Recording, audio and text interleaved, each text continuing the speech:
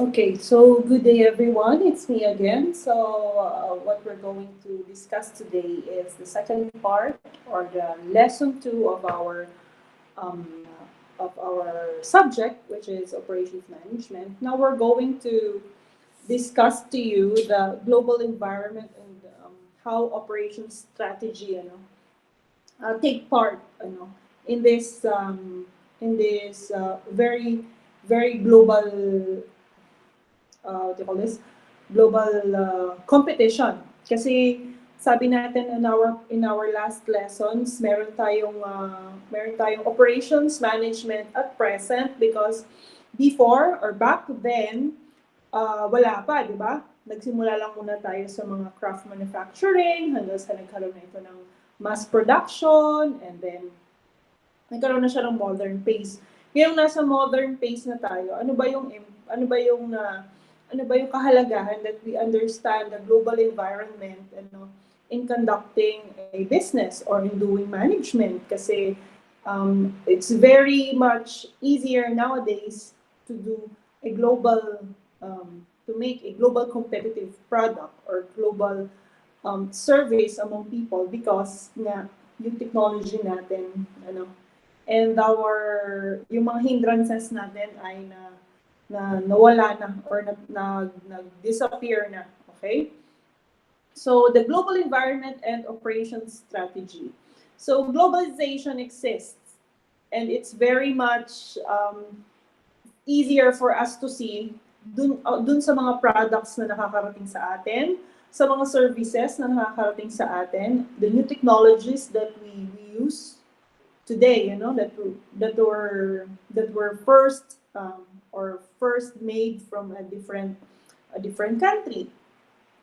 So meron din naman niyang mga barriers. Ano ba yung barriers? So syempre, kapag kino-conquer mo global nga or international nga, the more na kino-conquer mo yung ating mundo, kino-conquer in a way na pag-introduce ng product mo, meron ka may encounter na barrier. So, una dyan yung mga cultural. Bakit? Kasi hindi naman lahat tanggap doon sa kultura nila kung ano yung produkto mo or servisyo na pinoprovide mo. Okay? Let's say, for example, religious, yung religious barriers. Of course, if you are selling meat products and especially pag pork, you won't try to penetrate or sabihin na natin yung consumption, pag sa Middle East mo dadalhin ng pork mo, there are actually pork in Middle East. Very important yun, for those who are not Muslims.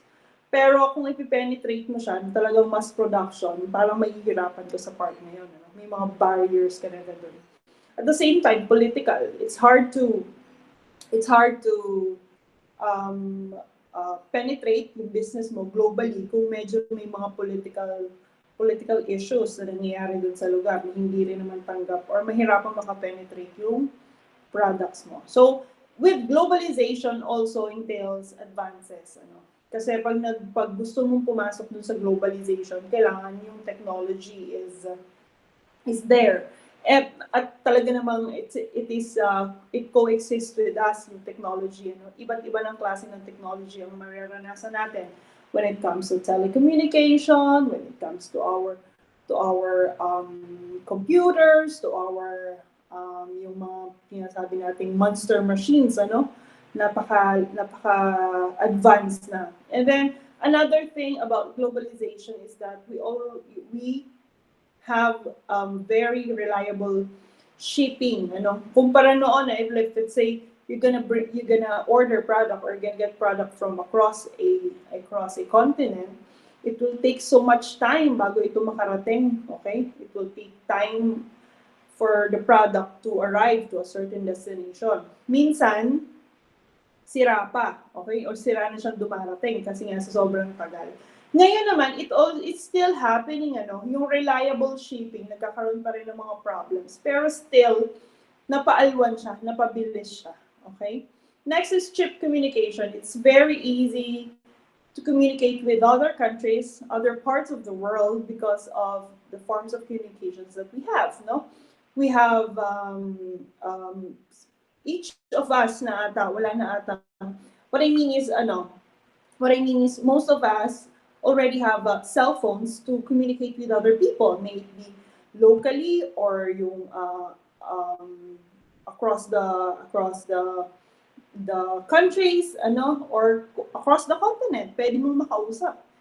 In forms of messenger nga, kahit saan lupalop ng mundo, makakausap mo na sila for as long as they have messenger. So these are the barriers and advances of globalization that coexist with us. So ano nga ba yung globalization? Globalization means that the local production and exporting may no longer be a doable business model. Ibig sabihin, kung nandun ka lang sa local, okay, parang nalileft out ka, or could be that may mga opportunities naman na ibigay sa'yo to expand abroad. Why not, di ba? Kung dun ka lalaki as a business, okay? Kung nagsisimula ka ngayon, ikaw na tinuturuan ko, nagka-craft manufacturing ka pa lang of whatever product you have thought of. So yun is, there's a possibility na conquer mo yung outside market, outside the country market. So domestic production and exporting can no longer assure success or even survival. Minsan naman, ang option nila, umalis sila doon sa kanilang home country. It is because hindi naman sila doon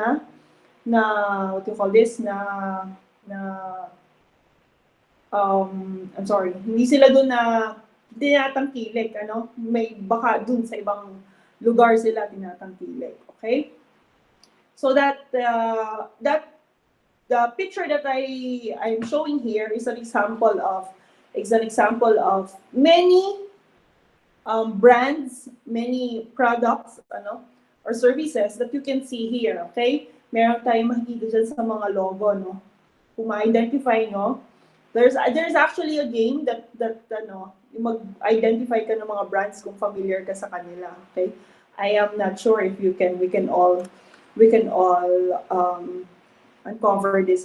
This is GE, Procter & Gamble, Nike, Dell, Toshiba, eBay, Sony, Ford, LG. I'm not familiar with this Eon. McDonald's, Pepsi, Shell, Disney, Nestle. I think this is Walmart, naputo lang. So Starbucks, MasterCard, Samsung, Adidas, Lego. They have all embraced globalization in their products and services. How? Kaya ako nilagyan niya ng star is a good example, McDonald's.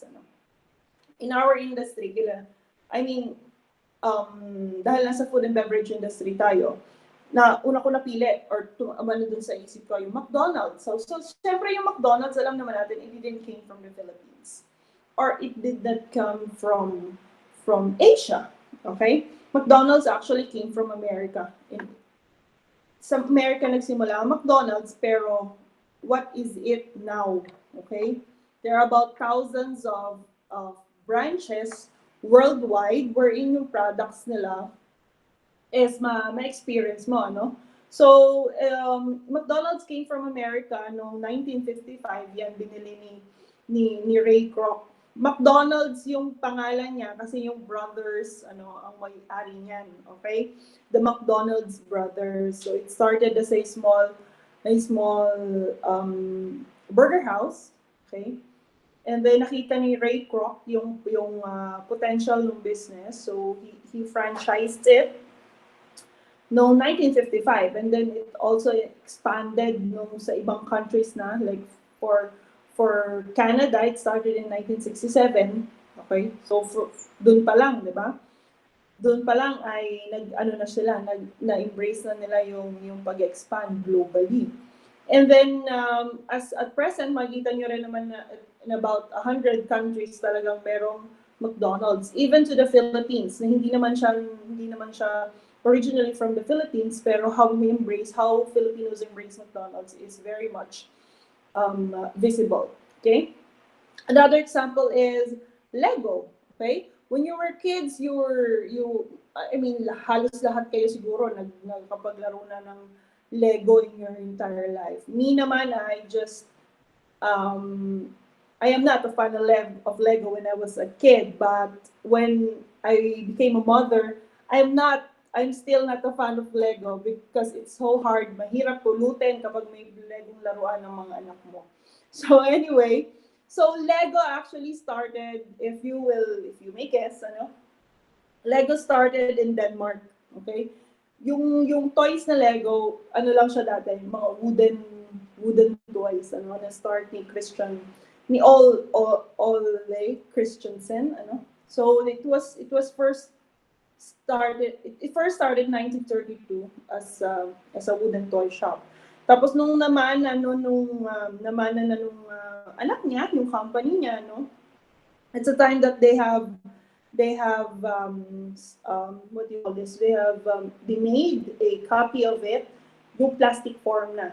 Okay, so maybe because it's much easier to create plastic form, or it's much cheaper to manufacture a plastic form brick ng Lego.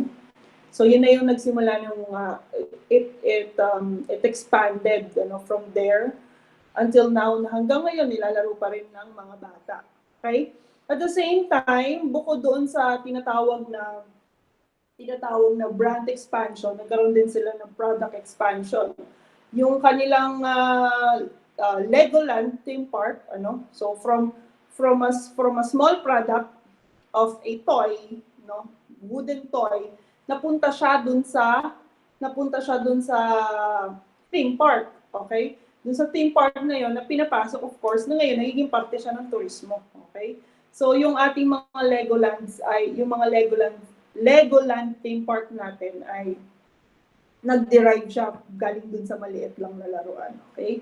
So another brand that you will see here is Nestle, okay?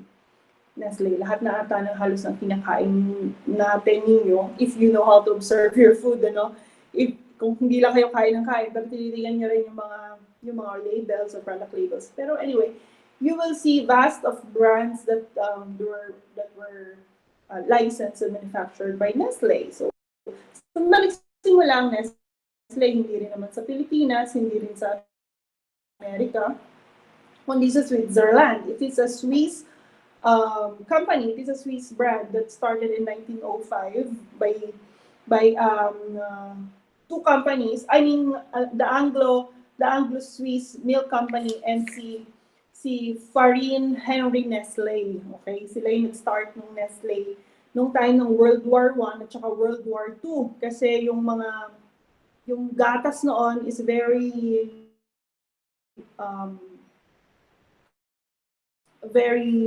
much of a necessity kasi fund formula, Kaya nga rin, pag pinasok mo yung globalization, talagang papasok din yung mga tinatawag nating mga issues and criticism. Sabi nga nila, Nestle is one of the most criticized companies across the globe kasi why will you introduce infant formula dun sa mga bata? Yung naturalesa naman ng bata or ng baby ay to breastfeed, talagang galing sa sa nanay niya, Pero then, Nestle has introduced infant formula na kung saan bottle feeding na yung ginagawa. So, kayo, if you will look at it ethically or unethically or business-wise, ano po ba yung nasa nyo? Or sa tingin nyo, ano yung side niyo, come to think of it. So that's a story of Nestle. Another brand that we have here na naglagyan ko ng star is familiar kayo, kaya kung yung mga napili din, actually lahat naman ito familiar kayo. Pero another thing is yung Samsung. Yung Samsung is a brand that that started in South Korea in 1938, okay, by Lee Byung-chul. Lee Byung-chul is actually the business started as a trading store. Typical na tindahan na ang tinitinda niya talaga is yung mga textile or yung mga tela. Okay? Can you imagine that? So, we can never tell what can happen to your company for as long as marunong ka din talagang mag-adapt to the change to your environment. Ano yung strategiya mo, kailangan mo talaga din gamitin. Can you imagine, mula sa isang tindahan ng or shop ng textile, naging siyang the biggest, let's say, pagdating sa electronics or tsaka dun sa at you call this, yung telecommunication, okay? Kahit nga aerospace, pinasok na ng Samsung eh. So, ganun na sila ka-advance. So, kayo, ganun din sana yung marating ninyo. Na I will wish for that to happen to you. Ano? So, nag-start siya as a textile business. Pinasok niya din ng shipbuilding, paggagawa ng barko. Okay? Galing din ang may-ari nito. And then, it also became, noong 1970s naman siya nagsimula into building or creating yung mga black and white na TV. Okay, so noong time na yun naman kasi diba black and white pa lang yung mga TVs, and then he also ventured into electronics, semiconductor, yung mga chemicals, okay, and then yung genetic engineering, and they also ventured into telecommunication, aerospace, and yung nauuso ngayon yung nanotechnology, okay, yun na yung sabi nga nila, the new normal in technology. Okay, yung nanotechnology, papunta dun sa mga pinakamaliit na bagay. Okay? So, parang into minimalism na. Kasi nano na. Okay, hindi na lang minimalist, kundi nano. So, yun yung mga sample brands na, example of brands na they embraced globalization and see how they are ngayon. Okay? See how they are. So, meron din naman tayong mga sariling atin, like say Jollibee, which started to conquer global market na, okay? So, bakit nga ba? What are the reasons that they choose to globalize? Or what are the reasons why company choose to opt for this option? So, one is nakaka-reduce sila ng cost. Okay?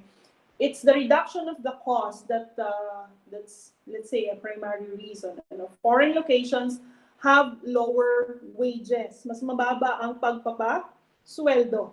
I mean, look at the call center companies that we have here. And although we are competent, we are talented about doing the PPO business here in the Philippines. Kasi talaga namang ang mga Pilipino is it's a very good English speaker. Okay? Yun yung natin. And then, yung wages natin dito is mababa kumpara doon sa abroad. So, they opted to put their business here. Yung kanilang mga customer service. Okay? Yung ating namang mga manufacturing companies. Okay? If you will manufacture the products of, let's say, products of Samsung, okay? Kung andito naman yung market sa Pilipinas, malaki yung market sa Pilipinas, bakit hindi tayo maglagay ng company natin, halimbawa sa Pilipinas, okay? Instead na manggagaling pa yung product, for example, in South Korea, okay? Instead na manggagaling pa in South Korea, i-ship pa dito, and then so on, bakit hindi na lang natin ilagay sa Pilipinas? Doon, mas mura ang pasahod. Okay? Yan yung mga yan yung mga dahilan, Yung mga manufacturing, yan yung mga technological industrial sites na makikita natin sa Laguna. Napakarami nila, di ba?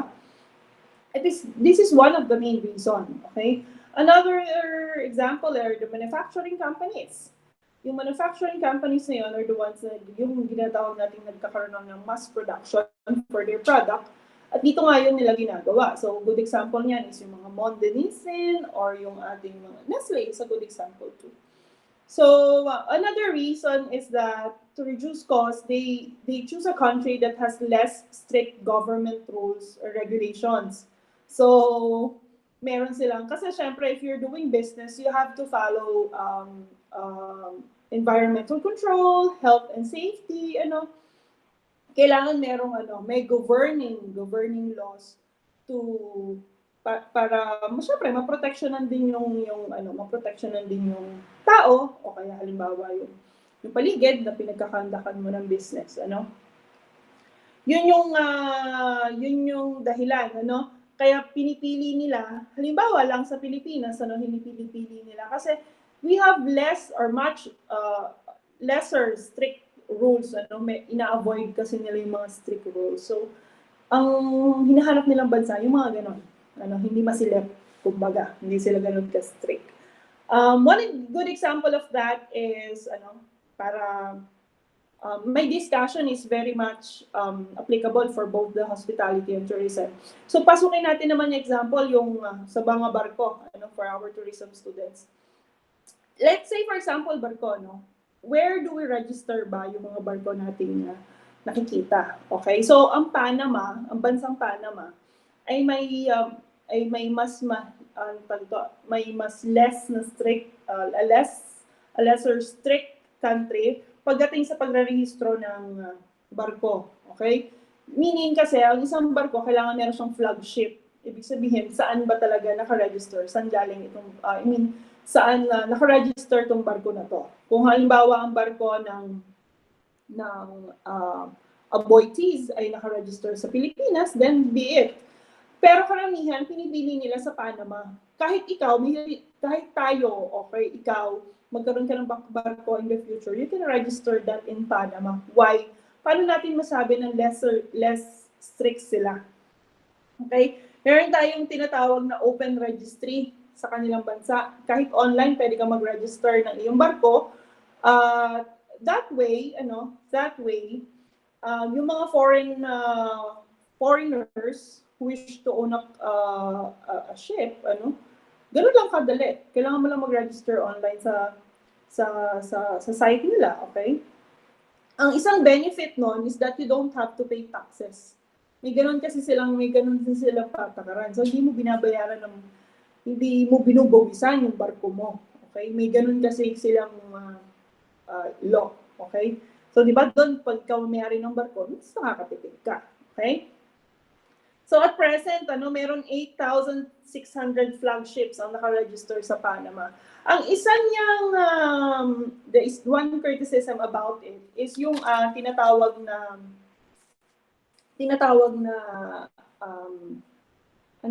hiding ng true identity ng mga ship owners. Sabi nila, mas okay na naiitago yung identity kung sino ba talagang totoong may-ari ng mga barko for safety reasons. Kasi di ba naikwento ko na naman sa inyo before, na-discuss na naman natin before, how piracy, o yung mga pirata, how piracy is very,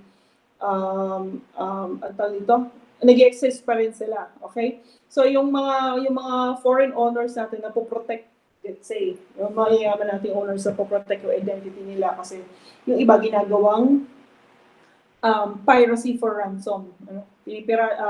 Pinapasok nila yung barko and then hinihingi sila ng mga ransom. If you are able to watch the movie Captain Phillips, ma-realize nyo na yung mga ganung situations. Tapos, syempre, sabi nila, yung mga critics ng Panama na yun is that hindi mo alam kung sino mahabulin mo. Kasi totoo bang pangalan niya yun?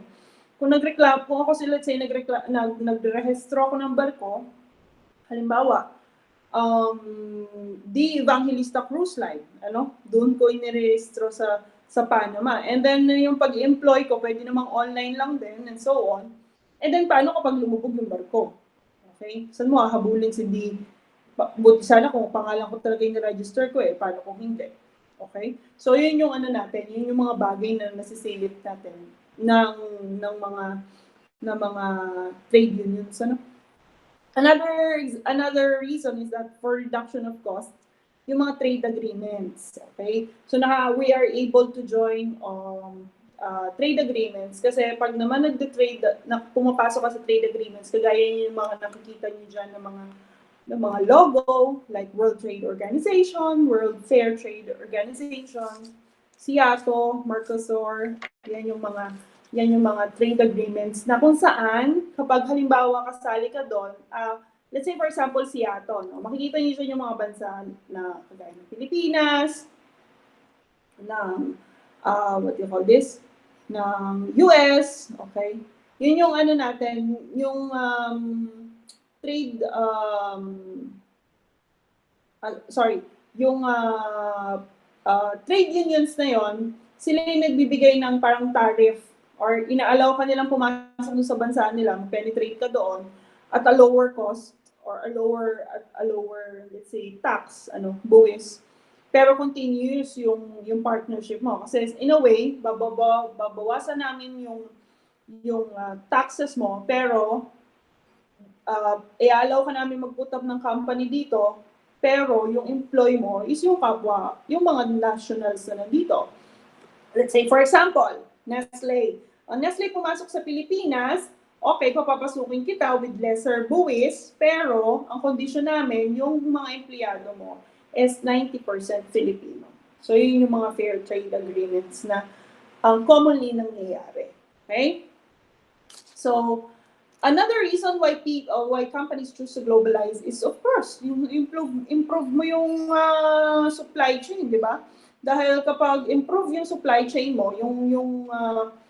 this means locating facilities in countries where unique resources are available. These resources may be expertise, labor, or raw material. Saan ko ba best makukuha yung mga raw materials mo? Okay?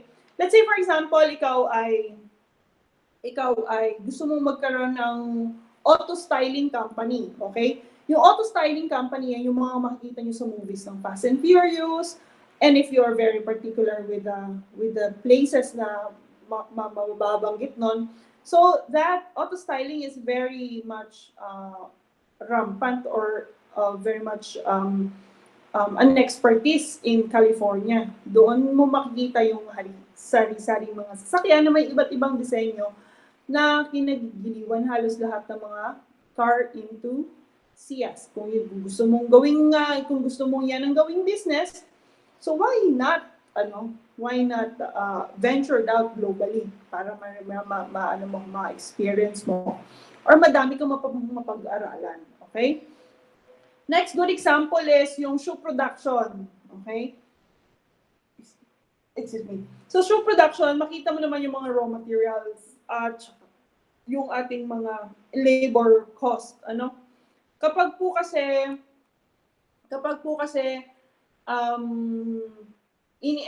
inisip natin yung supply chain, sino bang gagawa? Paano gagawin? Ano yung mga materials na gagamitin? So, kailangan natin yung ma-consider. So, yung shoe production before was, kung makikita nyo sa mga brands, sa mga shoes nyo, may mga South Korea na nakalagay, before yan. That was before. Naglalagay ng mga etiketa, okay, na kung saan made in blah blah blah, okay, made in blah blah blah. Kaya po yung iba sa inyo, even iPhone, magkano kayo, kasi sabihin nyo naman, ay peke naman yung cellphone mo kasi nakalagay sa likod made in China, okay. Yun lang kasi yung connotation natin pag made in China. Pero in reality, talagang ino-opt ng halos ng buong mundo na put up ng business nila sa labas ng kanilang bansa. Kasi dun sa labas ng bansa na yon, mas mura or mas nakaka-reduce sila ng costing. So dito naman, nagkakaroon sila ng option na magpasweldo na mas mababa in a production level. Okay? Kagaya ng mga sapatos na to, makikita nyo naman ngayon sila, nasa China naman maraming made in China kasi sa kanila talaga yung maraming naggagawa ng mga shoes, okay? Pero sabi nila ngayon, another country that you will see in the label is that yung Ethiopia, Yung Ethiopia daw ay mas mababa ang magpapasahod, mas madali ang shipment ng kanilang tinatawag na yung mga raw materials papunta doon. So parang yun ang naging option naman ngayon ng mga brands. So let's see. Okay? Another good example is perfume. Kung ikaw ay gusto mo mag-invest into perfume making, syempre, kailangan mo maging diverse pagdating sa iyong mga raw materials. Teka, ang lavender lang na available sa Pilipinas ay yung French lavender, halimbawa. Ngayon, hindi porke pare-parehas yung lavender, ay yun ang gagamitin mo. So, yun at yun din lang na makikreate mo na scent. Okay? There are several other types of lavender na pwede mong gamitin. That way,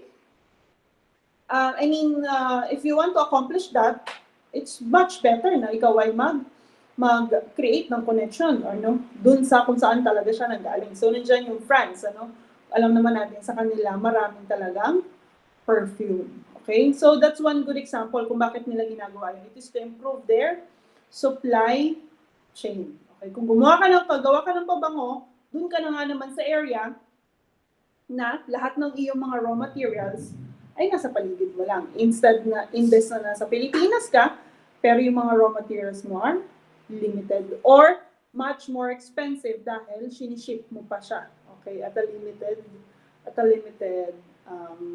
volume, okay? So other reasons to globalize is of course to provide goods and better goods and services. Ano ba ibig sabihin nun? So yung ating pong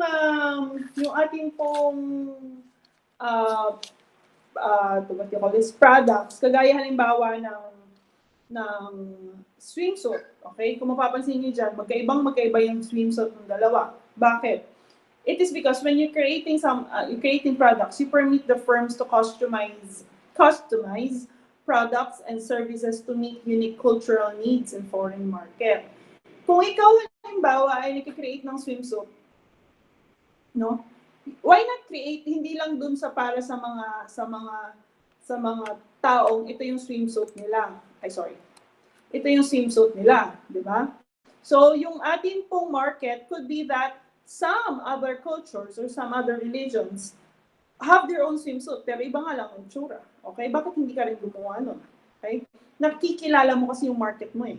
Okay? Locally. Papasukin mo ang Pilipinas. Ngayon kung papasok ka ng Pilipinas, ano ba ang klase ng swimsuit na meron tayo? Or ini-embrace ng mga Pilipino. Okay? So, commonly sa atin sa Pilipinas, ang mabenta sa atin, rash guard at saka shorts. Yan yung swimwear ng Pilipino. Okay? Or if you go to other countries, this is the kind of swimsuit that they have. And if you go to let's say, the Middle Eastern countries, this is kind of swimsuit that we have. So another reason for international operation is to reduce response time. Siyempre, kung nandun ka na, nag-exist ka na dun sa lugar na yun, mas madali. Kagaya, for example, kung ikaw ay bumili ng isang, let's say, ng isang product, kagaya ng bag, like a Louis Vuitton bag. So yung Louis Vuitton bag ay mabibili mo in a way na what you call this, mabibili mo sa Pilipinas directly, hindi kagaya ng ibang bansa that you have to go for another country for you to be able to purchase, okay? So magkakaroon ka ng immediate response in a way na pag kailangan mo ibalik yung product, okay? Which I don't think is nag-exist yung mga ganung situation sa Louis Vuitton. Ibig sabihin, pag may kailangan ka na madali mo siyang maibabalik, okay? Tanggalin natin yung Louis Vuitton na example. Pasok tayo halimbawa sa SM, sapatos. Okay? If like that shoes exist dun sa ating, Skechers. Okay? Ang Skechers, galing bang bansa, dinala sa Pilipinas na makikita mo sa SM. Pag pumunta ka sa SM, bumili ka ng Skechers, and then pag uwi mo ng bahay, hindi pala kasya kasi niregalo mo lang doon sa kapatid mo. Yung product na yun, pwede mo ibalik sa SM, di ba? Papalitan mo lang yung size. Ngayon, yun naman ang pinagkaiba. If let's say, binili mo yung product Skechers, kung wala halimbawa siya sa Pilipinas ng Skechers, pero gusto talaga ng kapatid mo, binili mo pa siya, let's say, for example, sa Japan. Ngayon, dumating na, after like a month, or let's say 15 days, okay, dumating na yung product, but still, hindi kasya. Okay? Nung hindi kasya, ibabalik mo pala ulit sila, pwede naman daw ibalik, pero ibabalik mo pa sa Japan in 15 days, magbabiyahin na naman yun doon, and then papalitan nila, and then ibabiyahin na naman pabalik ng Pilipinas. So, the hassle is there. Whereas kapag nag-exist ka doon sa isang lugar, yung mga consumers mo, clients mo, customers mo, mas nagsasatisfy sila. Okay? Another example is Louis Vuitton. Okay? Kaya ako nandiyan yung picture ng Louis Vuitton. Another example yung Louis Vuitton is that sa Pilipinas daw kasi, ang na-realize nila when they did a global conduct of, they evaluated, yung branch natin sa Pilipinas, masikip para sa kanila. Okay? Kasi Louis Vuitton actually started in 1993 in Ayala Avenue in Makati, It started in 1993 there. Tapos, syempre, wala pa na yung mga malalaking mall like yung mga Greenbelt, Glorieta. Nag-expand siya noong time na dinala na nga siya sa mas malalaking mall. Ang Pilipino daw kasi pag mag-shopping, barkadahan or yung family size, which is true. Pag nag-mall naman kasi talaga tayo, Samang barkada, sama ang pamilya, ang sikip daw ng kanilang boutique ng Louis Vuitton. So what they did is they made an expansion. Ano? That way, napoprovide mo ng better services yung iyong mga customers, di ba? Yun, ganun lang ibig sabihin ng understanding, and then you could provide direct decision making kapag kung ano yung pangangailangan na iyong clients. Okay? Next is, of course, understanding the market. Kasama na explain ko kanina. Maintindihan mo, papasok ka halimbawa sa China, sa Myanmar, sa Albania, sa mga bansang tinatawag nating third world country. Tapos ang gusto mong ipasok is yung ganito ng klase. Kasi ito halimbawa, evolution ng laptop, ano? Ito, I don't know if you have encountered using this. Para feeling ko ito na yung na-experience yung gamitin sa school man o sa bahay man, ano. So countries go to foreign markets to have the opportunity to expand their product life cycle. Ang product life cycle kasi, halimbawa ito, okay? Yung dumarating ka sa ikaw bilang company, meron kang tinatawag na market development, market growth, market maturity, at saka market decline. May tinatawag natin madalas phase out na. Okay? So, itong product na ito, halimbawa, kung bibigyan ka nito, tatanggapin mo ba? Okay? So, it's a question to to analyze. Bibigyan ka ba? Okay? Pag ito, tatanggapin mo ba? Maaring oo, dahil this product still exists with us, pero nandun siya sa part ng market maturity. Okay? Sa Pilipinas market maturity na yung kanyang yung kanyang base, okay, sa product life cycle. Tandaan niyo yun, may apat tayong cycle. Bawat produkto darating sa punto na ganyan. Okay? Nung panahon ni ma'am, halimbawa, nung elementary si ma'am, itong computer na to ay nandun sa stage na market development. Okay? And then pumasok na rin siya dun sa market growth. Sa market growth, yung market development, doon yung time na introduce pa lang yung computer. Could be in America, nasimula na yan. And then, dinala sa Pilipinas, nagkaroon ng market growth, nag-expand, and then, dumating sa point ng market maturity, or parang mula sa bago, naluluma na siya. Okay? And then, hanggang sa pa-market decline na. Totally na-pace out na. Itong unit na to. Okay? Take note, nung nawala yung unit na to, ito naman yung pumasok. Okay? Nung pumasok ito, dumaan din ito sa market development, dumaan din ito sa market growth, dumaan din ito sa market maturity. Okay? Sa atin siguro, nandun pa lang ito sa market maturity, itong product na ito. Okay? Hindi pa siya sa pa-decline kasi ginagamit pa rin natin ito nowadays. Okay? Pero, if let's say, pumunta ka sa ibang bansa, sa other countries, like yung mga advanced countries, ito na yung hinahawakan nila. Hindi na ito. This is phase out na sa kanila. Parang pag nakita nila yung product na yun, ano yan? Nag-exist pa pala yan. Okay? Yan yung natin. So, naiintindihan mo yung market, at the same time, napapaikot mo siya. Paano napapaikot? Itong mga product na to, kung hindi na ito na-exist sa Amerika, nasaan yung mga tapo ng Amerika? Okay, so doon natin yung dinadala sa mga companies, sa mga countries na nasa tingin natin ay yung nag-decline na market, ipinapasa na natin sa iba. Okay, sa ibang bansa. Okay? So pwede mo yung dalhin sa Pilipinas. Kaya di ba Pilipinas ang daming mga surplus? Yan ang dahilan. Okay? Yan ang dahilan. Kasi natin yan, iniintindi natin yung market. Kasi ang Pilipino, hindi niyan lahat kayang bumili ng brand new. Okay? Kaya yung mga tinatawag natin mga repossessed items or yung mga nag-decline na ng items sa mga ibang market, ini-embrace pa rin natin. Kaya yung mga Japan home din, ganun din yun. Baka yung mga cabinet nila dun ngayon, makikita nyo, di ba, sa mga Japan surplus, mga malalaking cabinet, mga dinidispatch na nila. Siguro yung mga cabinet kasi nila ngayon doon, mga dipindot na. Okay? So, mga pagdating ng ilang taon, sa atin naman pupunta yung mga dipindot, ewan ko na kung yung tsura ng cabinet nila by that time. Okay? So, yan yung magandang example ng naiintindihan mo yung market mo pag pinasok mo yung globalization, meron kang iniikutan. Okay? Pinapaikot mo yung product mo. Another example of that is iPhone. Ang iPhone sa Pilipinas, nauuso siya, I mean, ngayon halos lahat, what I mean to say, much capable na ngayon ng taong makabili ng iPhone. Kasi before, nakakabili ka lang ng iPhone if you're like the super rich. Okay, yun yung may mga Apple products ka. Kapag ikaw super rich ka, tapos naka-Apple ka, talagang may distinction ka. Okay? Ngayon kasi hindi.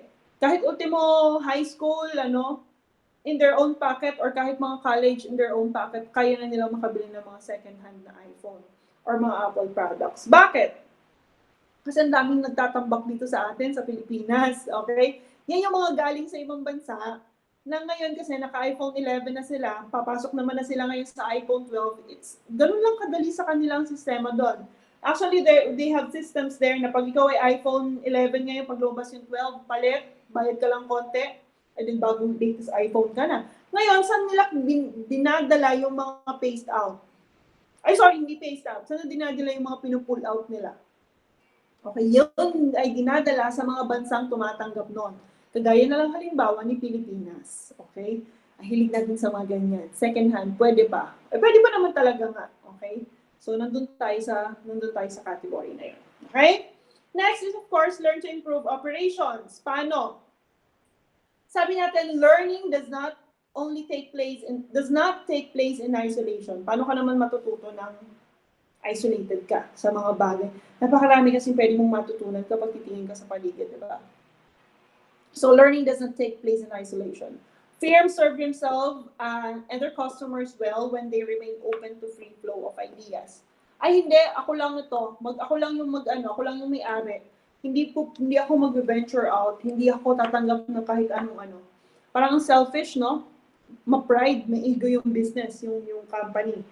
Pero still, meron nag-exist pa rin naman talaga mga ganong companies na they must stay. Kung saan yung home country nila, dun lang sila. Okay? And then kung yung mga, nila doon, mga raw materials, dun lang din sila. But anyway, a good example to improve their operation is General Motors. Okay? Yung GMC na tinatawag. Makikita niyo yung mga sasakyan na yan, siyempre sa Amerika, madami kayong makikita. Malalaking sasakyan na yan. They started in California. General Motors,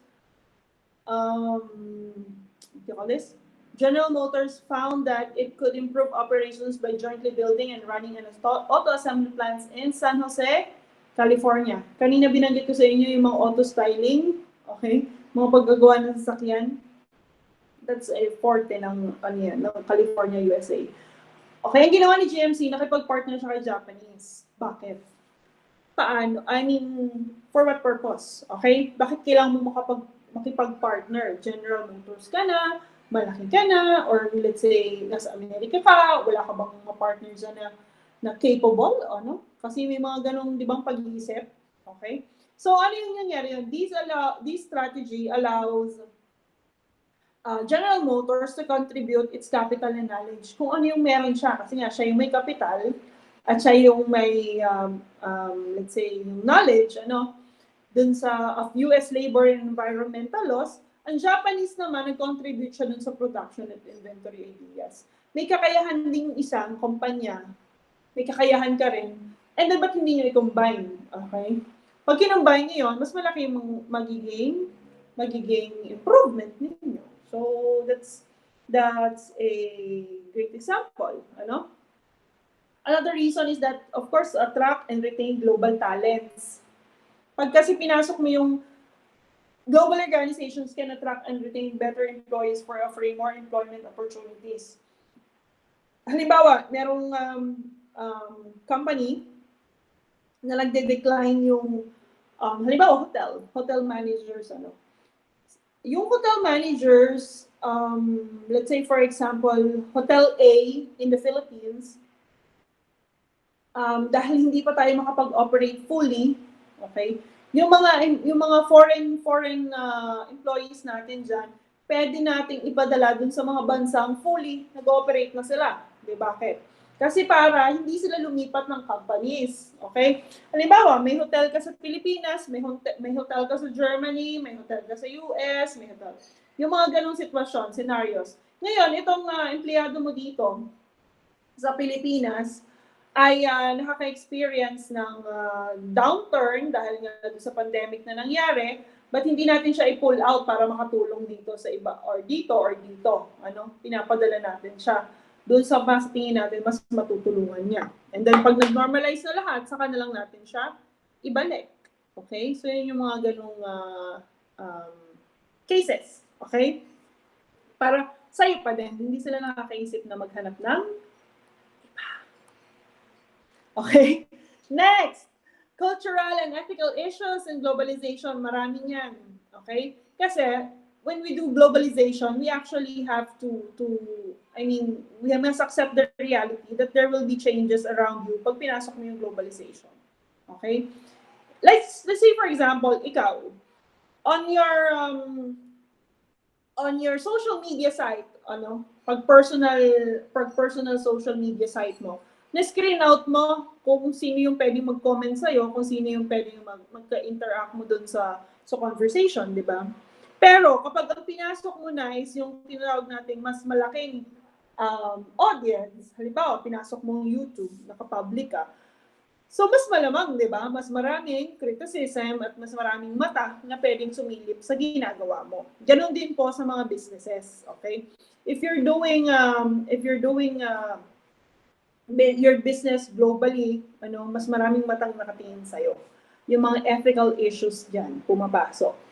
So, one of the challenges is yung paano ba natin aayusin yung mga social and cultural behavior.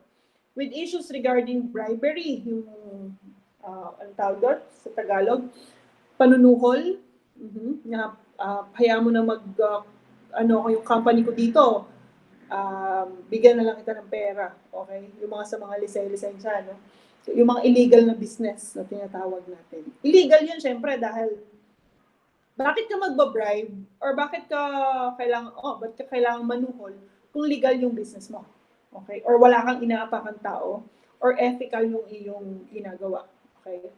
And then, of course, child labor. Sa atin kasi sa Pilipinas, pag trabahuhin mo yung 7, 8 years old, masisilip ka talaga, Kung tatanggalan ka ng lisensya, may kaso ka and so on. Pero pumunta ka sa ibang parte ng mundo, like for the case of Africa, child labor is very normal. Magtiktik ng mga simento, magtiktik ng para makatulong sila doon sa existence nila, makapagpakabili ng, kasi doon pa nagle-labor, pamilya kayo. Kakasama kayo nagtitiktik ng bato, or kung ano pa niyan ginagawa. Diba? So, yun yung natin. So, what one country's culture deems acceptable may not be acceptable for other countries. Okay? So, kailangan, pag operations manager ka, inaaral mo din yun. Hindi ka lang yung basta pasok ng pasok dun sa isang lugar, di ba? Inaaral mo din yun. Halimbawa, ikaw, operations manager ka, or simple tao, hindi ka naman basta papasok sa isang bahay ng wala kang permiso, di ba? Hindi ka papasok sa isang bahay ng wala kang pahintulot or hindi mo alam kung meron doon. Malay mo, may aso doon. Okay? O malay mo, merong kung ano man doon, di ba? So, hindi ka papasok ng ganon. Pero so kailangan mo rin isipin muna as operations manager. So, with all these opportunities and risk, nandyan lagi yan. So, yung mga managers natin must develop yung tinatawag natin mission and strategies. Mission, strategies, and strategic vision. Okay? Kailangan meron tayo niyan, hindi lang sa sulat, kundi sa gawa. Okay?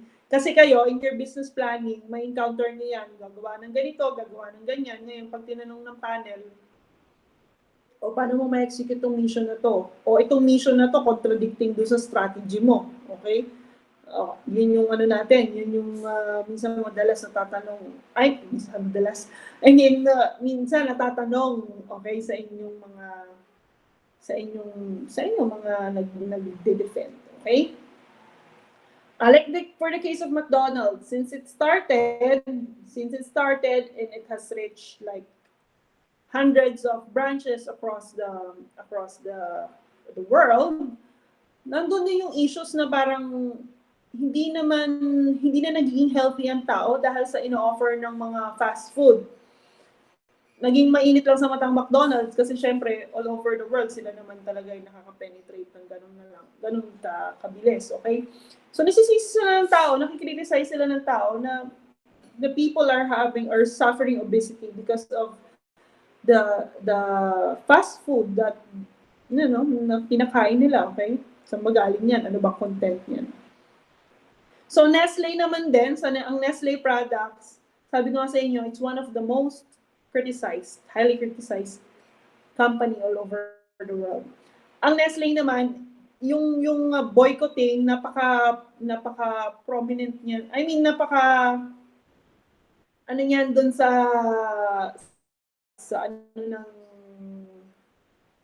Nestle, lagi yung pinagtatangka ang i-boycott. Yung pagbo-boycott, ibig sabihin yung hindi pagtangkilik. Yung parang lahat ng products ng Nestle ay hindi nyo bibilhin. That way, di ba, binabagsak niyo yung company or parang ginagantihan nyo. I mean, yung ganon, nare-resbackan nyo. So, na-boycott sila dahil sabi natin sa baby formula, ba't ka mag-introduce ng mga ganyan? Ano rin sila, nagkaroon sila din ng issue pagdating sa child labor kasi sa pagproduce nila ng cocoa products, yung sa mga African countries na mga nagtatrabaho sa kanilang ang kanilang mga cocoa farmers sa mga nagtatrabaho doon or mga kasama doon sa mga child, yung mga bata, okay? So yun yung mga common issues at saka yung pagpo-produce ng Nestle ng bottled water, di ba? Kasi bakit mo introduce ang bottled water sa mundo? Samantalang ang water is said to be a basic human right. Hindi mo pwedeng ipagdamot kahit kanino. That's what they say. Pero ang ni Nestle is that it is best that you drink clean water dahil sa ngayon naman limited. I mean, hindi naman lahat kagaya ng dating unang panahon na ang tubig talagang malinis. Pwede kang sumalok lang sa ilog, inumin mo. Ngayon kasi hindi. Okay? So yun yung mga criticism. So you have to be ready with it. Diba? So what is a mission? Mission affirms the underlying principle of the organization's existence, offers boundaries and focus for the organization and concept around which the firm can rally. Dun sa ating mission na yon, dun natin pinapakita, okay, pinaparating dun sa ating ano yung purpose ba natin? Ano bang purpose natin? Ba tayo nag-exist? Ba tayo nandito? And paano na rin tayo makaka-contribute halimbawa dun sa society? So, kapag meron na tayong mission, na-determine na natin yung mga functional area, kailangan nakasupport dun sa ating mission. Ano ba yung mga functional area? Siyempre, nandiyan yung mga human resource, accounting, financing, marketing, sales, operations. So, yun yung mga functional areas na meron tayo. And then we have to create strategy. Meron tayong mission, we have to create strategy. Paano ba natin ma-achieve yun? So strategy is management's game plan. Makita niyo yung picture dito sa baba. You create a game plan that is sa tingin mo bilang itong operations manager na to, iniisip niya kung magmula sa isang idea na ganito, paano mo siya execute. Napakarami niyan. Kung gagawa ka nga ng mind map ng isang operations manager, talagang kulang na kulang. Okay? How fascinating it will be if you could only see an operations manager game plan pagdating sa kanilang mga ideas. Okay?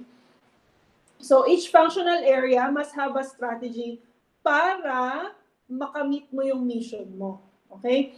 Kayo sa company, meron kayong mission.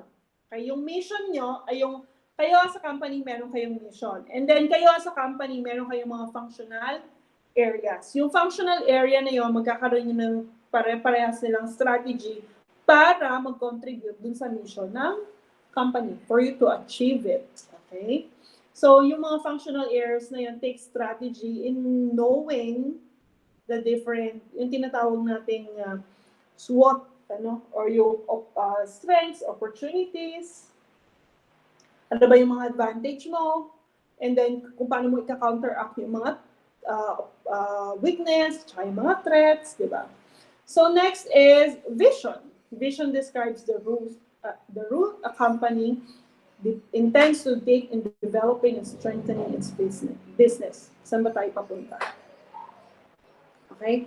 So, kailangan mo mag-create ng strategic vision on where are we going, dito, who we are, yung ano natin, yung mission natin, ang nakalagay doon, who we are, what we do, and why we are here. Tayo naman, ang strategic vision naman discusses yung where are we going? Pasaan ba tayo? Ano yung vision mo as a company? Halimbawa, ang CSTC, ang vision niya, maging international school siya. Or magkaroon siya ng mga foreign partnership, di ba? So, maaaring ganon. So, kayo din sa business nyo, kung ano man yung inisip nyo business, could be that, So, magkaroon din tayo ng objectives. So, setting objectives convert the strategic vision into specific performance targets. Specific. Okay? So, pwedeng yung specific is that makakuha, halimbawa, sa school, for this year, makakuha tayo ng 2,000 students. Ano yun? Tingnan mo yung result, and then yung outcomes, and then na-achieve ba yung inyong mga objectives kasi kailangan yung i-measure yun. Take note that objectives are measurable. Okay? So, yung dito sa baba, makikita niyo yung definition or yung characteristic ng objective. Okay? Take note that the objectives should be specific. Ano ba talaga? Anong sukat? Ilang tao, ilang produkto, ilang porsyento. So you can state that, state that in your objectives. So measurable. Provide a way to evaluate. Mami-measure mo na parang mami-measure mo yung mga kung ang presyo pala natin ng isang bagay, ng isang cake is 500 pesos. Ngayon, kung magdadagdag tayo ng transportation, kailangan i-times point ganito mo kasi per distance or line location. Measurable para sa iyo kung magkano idadagdag mo, di ba? Achievable din, okay? Siyempre, kung magsiset tayo ng objective, kailangan within your scope, sa tingin mo makaya niyong i-achieve. Halimbawa,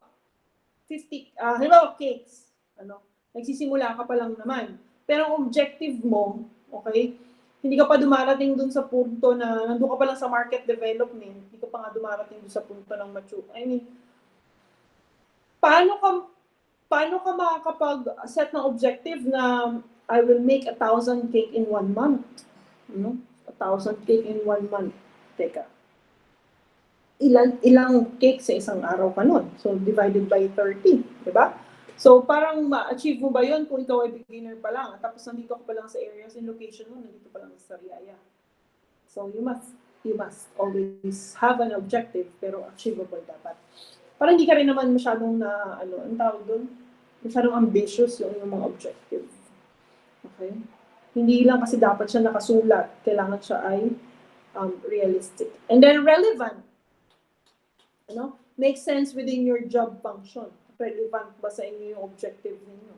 Kasi let's say bakery ka or let's say pastry shop ka, ang objective mo ay makabenta ka halimbawa ng soft drinks ng 100 bote, Parang it's counter So meron tayo time bound, okay? Kailan, hanggang kailan, ilang oras, ilang araw, yun yung yun yung time frame na ginagawa natin para which helps us achieve our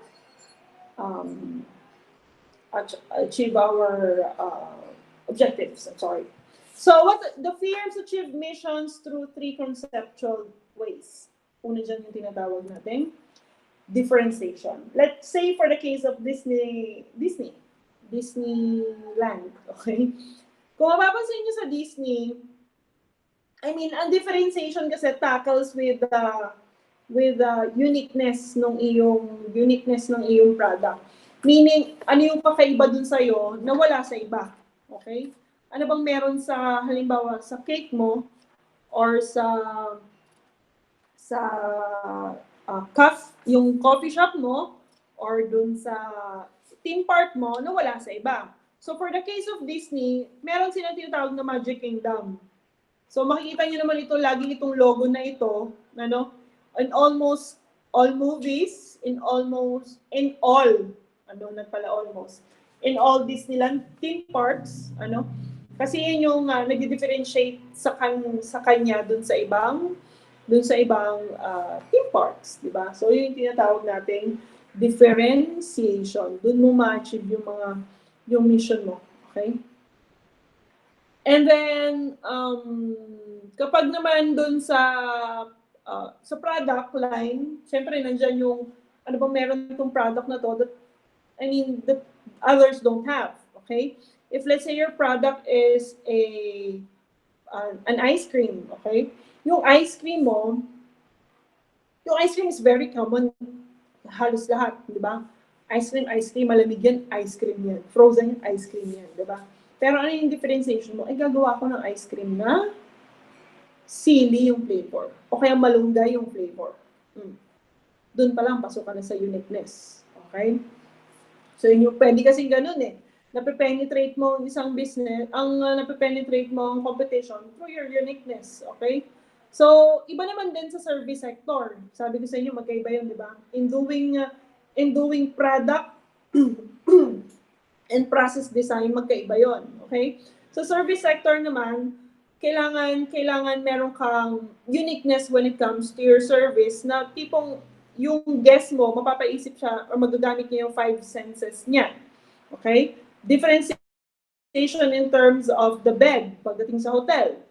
Nako-compare nila or parang ibang-iba yung hotel mo dun sa isang hotel kasi nafe-feel nila yung mga linens nila, malilinis, malalambot compared sa kabila. And then yung amoy mabango, hindi amoy loom, yung mga hotel rooms. Mga ganun na differentiations. Next is cost leadership. Madalas kasi tayo, ang napipili natin ng isang product or isang service because mas mura siya. Okay?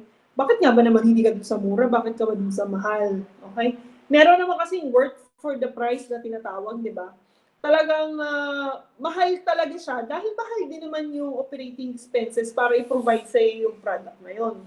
Meron din naman kasing worth na talaga namang napababa mo yung presyo pero same pa rin yung services at same pa rin yung experience na ibibigay mo dun sa guest. Kagaya halimbawa ng mga tour and travel package. Pwede mo yung ibigay halimbawa, punta ka ng Palawan, 5,500 lang yung ipinresyo mo, no? So, teka, mura to, 5,500, 3 days, 2 nights. Ganun ang maisip ng mga customers eh. Parang gusto mo kasing achieve yung mission nyo, na tumaas yung sales ninyo, binigay mo siya ng 5,500. The cost of the travel or the price to travel going to Palawan. Yung isa naman ay binigay niya 7,500, same place, travel to Palawan din, same date, so on. Pero hindi mo rin pwede silang ma-judge with their cost kasi naman iba naman yung experience na pwede nila ibigay sa inyo. May side tour. Halimbawa itong kabila na mas mura, wala siyang ang tours niya lang is like 5 islands, Itong 7,500 direct ka na halimbawa sa Leo Airport, which is mas malapit, and then meron kang 3 more islands na ma-explore. So, yun yung pwede nating masilip. Okay? Pwede naman, pare-parehas kayo ng price, 5,500, 5,500, travel agency, 1, 2, and 3. Pare-parehas kayong 5,500 sa inyong pricing. Pwede naman kasi magkaiba ka naman, okay, pare-parehas tayo, that exists. Okay? Pwede ka namang maiba dun sa tinatawag nating response. Sa response natin pagdating sa ating mga clients, okay? Doon ka na iiba, okay? So, sinabi natin response includes complete range of values associated to timely product development and delivery. So meron tayong tinatawag na flexible response, okay? Yung ability mo para mag-match dun sa changes. Let's say, for example, tour package. Sabi natin sa tour package, nung time na, let's give an example lang, El Nido and then yung Coron. Okay? Yung tour package mo, dahil may-ari ka ng travel agency, ang dami na fully book ka nung iyong El Nido package. Ano? Yung El Nido package mo ay same price lang, halimbawa, 6.5, ganun. And then last minute, di ba, sinarado siya before? Hindi naman actually last minute, pero mas nauna yung booking mo kaysa dun sa pagpasarado yung El Nido dahil gusto nilang iparehab. Boracay na lang, let's say for example. So, pwede kang mag-response agad. Pwede natin, yung flexible response mo is that same pa rin, magtutour pa rin sila, pero doon naman sa limbawa sa Coron. Okay? Pwedeng ganun. Mag-a-adapt ka dun sa mga changes na nangyayari dun sa business mo. Another thing is reliability of schedule. Reliability of schedule must be as promised. Ano? Sabi natin, masamang mangako, lalo na pag hindi tinutupad. Minsan kasi sinasabi na lang natin na oo, gagawin ko. Or oo, ibibigay ko ng ganung time. Or, I'll give you time.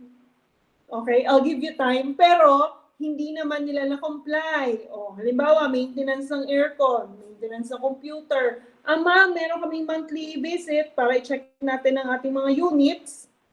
Pero hindi naman nila ginagawa. Okay, halimbawa, internet. Tawag ka sa customer service. Sabihin nila, ma'am, may pupunta pong mga magre-repair, mag-aayos. Okay, hindi naman dumating. Okay, tinanong mo anong oras, hindi naman dumating. So, kahit pa pare-parehas kayo ng price, kung magkakaiba kayo ng response, you can still achieve your mission. Okay? Yung sinasabi natin, conceptual ways. Okay? Another thing about response is the quickness. Okay? Quickness to compete based on, syempre, dun sa speed. Sa speed, sa production, sa delivery. Yung quickness, pwede niyang pare-parehas kayo na mura yung product. Ano bang product pwede? Halimbawa, electric fan. Okay? Yung electric fan, nag-sale sa Lazada, September 9, 999 sale, lahat sila pare-parehas na 6.5. Yung pare-parehas na 6.5 na yon, electric fan na 6.5 para mahal naman. 650. Okay? 650 na electric fan, pare-parehas sila. Tatlo yon, halimbawa nakita mo na nagbibenta doon or yung seller. Okay? Pero yun namang response, yung delivery time nito, it will take about 7 days. Ito naman, 2 days. Ito naman, 3 days. Saan ka doon? Meron kasi makikita mo, 3 days delivery, doon ako sa 2 days. Pero si 2 days, umabot din ng 5 days. Si 3 days, umabot lang ng 1 day. Di ba may mga ganun? So, it can be depressing for your clients or customers kapag nangangako kayo sa mga bagay na hindi nyo naman actually mabibigay. Okay? When it comes to response. Okay? Next is, saan tayo? So, strategic operations management decisions. Sabi natin, pangarap ni ma'am o pangarap ninyo maging isang operations manager ng isang company. Okay? Iba kasi yung responsibility pag operations manager ka eh. Talagang ni-unite, sabi ko nga dun sa last discussion natin, ni-unite nyo yung other functional areas of the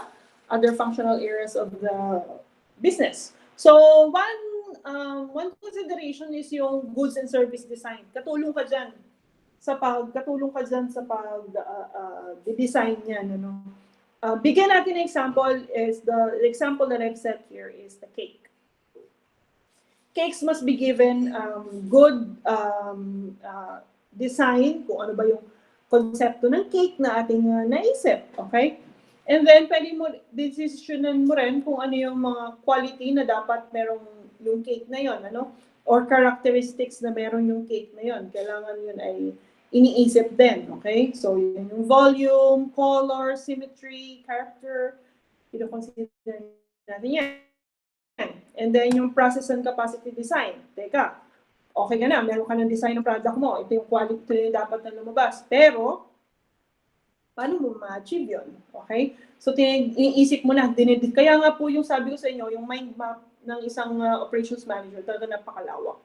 Okay? Isipin mo naman ngayon yung process and capacity design. Ganito yung gagawin natin proseso. May gumagawa dito, meron nagkakat dito, and then lipat doon, meron tayong mga line assembly. And then, iniisip mo rin yung location selection. Ano ma'am yung location selection? Ba't kasama pa yun sa baking? Yes, of course, because altitude is a factor when you are doing baking. Pag medyo mataas yung location ninyo, if let's say your hotel is located in a high altitude, no, sa mga mountains, halimbawa lang na nakakaano yun doon, it's impossible for you to bake yung mga creme brulee na yan kasi hindi yan naalsa. Okay? Yun yung tandaan natin. Or could be, magkakaroon kayo ng mga adjustment, kagaya yung nakikita nyo po dito sa inyong screen. No? Pwede naman kayo mag-adjust ng inyong mga recipe. Okay? Sa aeroplano, ganun din. Yung pagkain sa aeroplano ay na-differentiate din, nasa-select din natin siya according dun sa, sa pag-adapt niya dun sa high altitude. Kasi, pag ang pagkain is alsado, okay, pagdating sa taas ng high altitude, na-press down siya. Okay, so yung natin ay pumapangit yung texture ng pagkain. Next is layout and design. Iniisip din ng operations manager kung ano ba magandang layout na sa tingin niya ay convenient para sa ating mga empleyado or para hindi din sabog-sabog yung product natin or hindi masira yung product natin. Let's say, for example, yung ating hot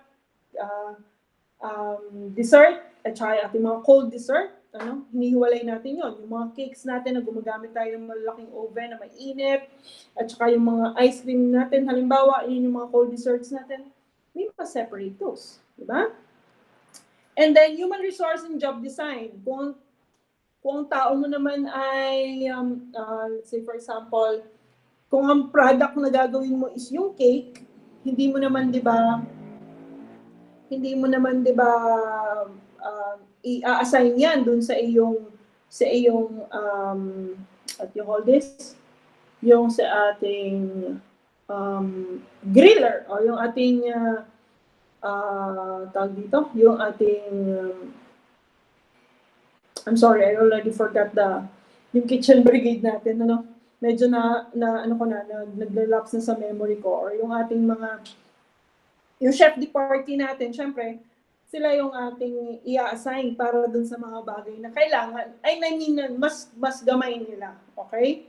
And then, supply chain management. Teka, magkaano pala ako ng mga cakes? Saan ko kukunin yung mga raw materials ko? Sino ba ang best supplier ko ng egg? Sino ba ang pinakamabilis kong supplier ng flour? Pinakamalinis kong supplier ng oil? Sino ba rin ang magaling gumawa ng, ng margarine? Wala kang wala kang kailangang walang bahala. All raw materials are important in creating your product. Tandaan nyo po lagi yan. Hindi porke kailangan mo sa egg mo, let's say for example is 2 grams, 5 grams, okay? Halimbawa lang, 5 grams yung kailangan mong egg, ang measure ng egg, okay? May dumating ka kaibigan, pero ang itlog na size niya, yung XXL na tinatawag or yung jumbo na tinatawag, which is hindi angkop. Kasi ang baking is a very precise science, di ba? So, hindi mo yun pwedeng gamitin ng dahil lang doon. So, kaya ang mga operations manager kailangan firm yung decision making ninyo. Inventory. Okay? So, kaya po, sabi nyo, may math po ba ang HMTM? So, may math. Hindi naman tayo pwedeng mawala ng math. Kasi math makes our life easier. Oh, sa banda. Okay, dyan sa bandang yan. Okay? So, math naman kasi really helps us in doing business much more efficiently and effectively. Okay? So, inventory, dyan pumapasok yung paano mo ba sinasala, ano? Ang pagpasok ng pera, paglabas ng pera, pagpasok ng ingredients, paglabas ng ingredients, so on and so forth. Okay? All the expenses and the cost, the income, to be there. Scheduling. Okay? So, dapat lagi kang merong proper schedule at dapat ito'y lagi mong sinusunod. Okay? Ano pat nag-schedule tayo kung hindi naman susundin. And besides, scheduling is there to make things are much more easier for everyone, di ba? And then maintenance. Okay? Sa mga maliliit na bakery, baka hindi pa ganun, pero pag yung malalaki na, let's say for example, yung mga companies na ganito, nakalalaki yung machine nila, if you will see on the screen, ano, talagang may mekanismo na silang ginagamit para mas madali nilang magawa. Okay? So, kung matitingnan nyo halimbawa yung mga products in the grocery, yung mga Chips Ahoy, di ba? It's an international brand. Paano ba ginagawa yung mga Chips Ahoy? Hindi yun manual, ano? So, gumagamit tayo ng mga machines at iniisip din ng operations manager kung paano yung maintenance niyan. Okay? So that yung ating mga products at saka continuous yung ating production. So strategy development and implementation, ginagamit natin yung SWOT analysis. So SWOT analysis is a strategy, nire-review mo kung ano yung nasa paligid mo at saka nasa labas pag nag-put up ka ng business. Unahin natin yung strength. Kung ang strength mo is very helpful to you in achieving the objective. So sa loob manggagaling. Ano ba yung meron ka? Okay, di ba? In analyzing your business. Ano ba yung meron ka? Okay, hindi na ako nagre-rent ng space. Meron na akong space, Hindi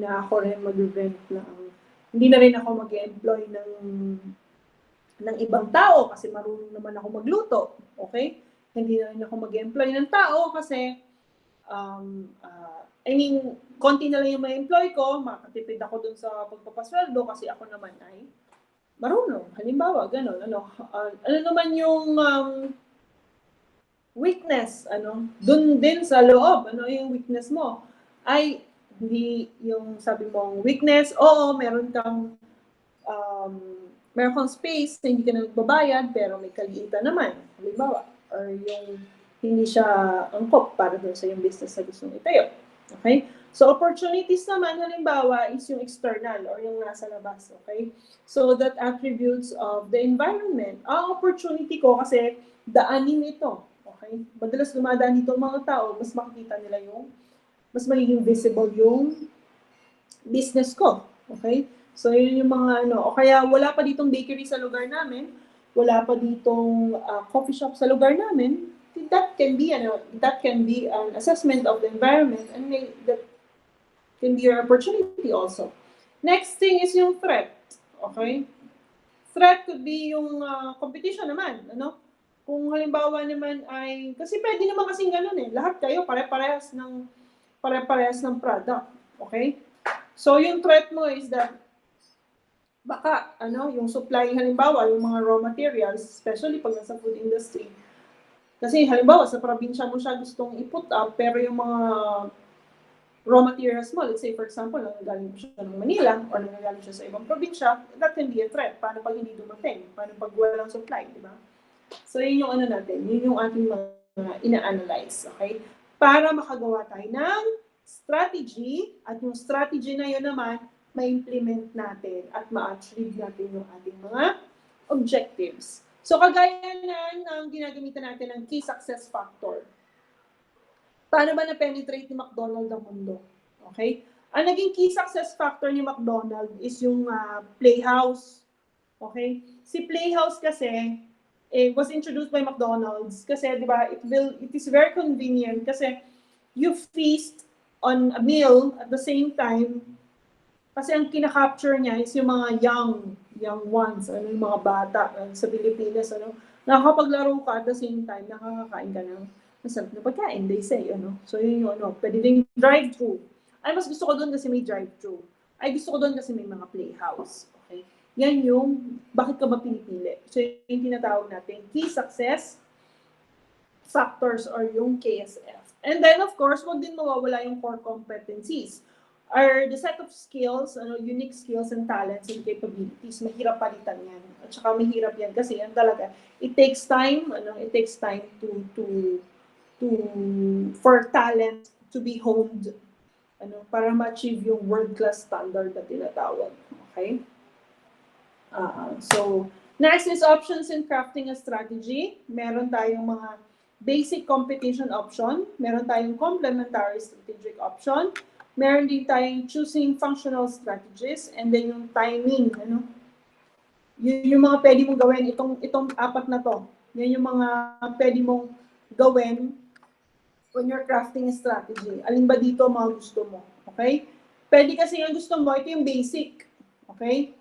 Ano yung strategy, especially pa nagsisimula ka pa lang as a business. So, syempre, ang basic mo na strategic attack, sabi natin atake pagdating sa pagpupunta mo ng business. Makapag-provide ka, na mas mura yung akin kasi kaya mas pipiliin ako. Okay? So, yon. Meron ding differentiation. Kakaiba yung product ko, kaya mas pipiliin ako. Okay? Meron din naman, hindi naman kamahalan yung, hindi naman pinakamura, pero sa presyo niya, akin yun ikaw na yung the best provider. Meron din naman may tinatawag na yung market niche, yung differentiation mo. Okay? Pwedeng kasing magkaroon ka halimbawa ng business na hindi normal or hindi mo normally makikita sa isang lugar. Like, for say, organic restaurant. Ilagay mo yan sa Sariaya. We still don't know how the market will respond. Kasi when you say organic, mas matagal yung, maaring mas mahal ngayon yung organic. It is because kakaunti ang supply na nagpo-produce. Okay? Nagpo-produce ng supply. So, meron din complementary strategic option. Excuse me. Ayun yung strategic alliances. Pwede kang makipag-merge sa ibang companies para mas mag-expand ka. Kagaya ng merger and acquisition. Vertical integration strategies, outsourcing, di ba? And then offensive strategies, and din yung, syempre, website strategy. Pero, yan ay siguro pag medyo pag medyo ang tawag doon, stable na yung company mo, this can be an option for you. Pero kung nagsisimula ka pa lang naman ng isang company na, let's say, coffee shop or let's say bakery, hindi mo naman siguro kailangan agad. Ay, sabi ni ma'am kasi mas okay to, di ba? Website strategy agad. May bayad po kaya ang pagpapagawa ng website. So, hindi rin naman dapat is part of your costing. Kailangan mo na mag-reduce ng cost, di ba? Kasi in reducing your cost makes your product much more affordable for your clients. Okay. Next is choosing functional strategies. And then yung timing, okay? Kailan mo ba ipapasok yung product na yan? Teka, halimbawa ng Apple, ng iPhone, kailan mo ba ilalabas yung iPhone 12? Sa panahon ba na lahat ay naghihikahos dahil sa pandemic? Yun yung mga natin, yung mga questions natin pag operations manager tayo. Kasi kung inilabas mo yan halimbawa nung May, April, panahon hindi nakakalabas ng tao ng mall, sa tingin mo, mabibili yun. Okay. So, hindi, di ba? So, probably they moved it. Okay? So, implementing, executing strategy efficiently and effectively. Ano po ba ibig sabihin ng efficient at ano ba ibig sabihin ng effective? Alin po bang mas okay dyan sa dalawa? Tingnan natin. Okay? Efficient means doing things right. Effectiveness means doing the right things.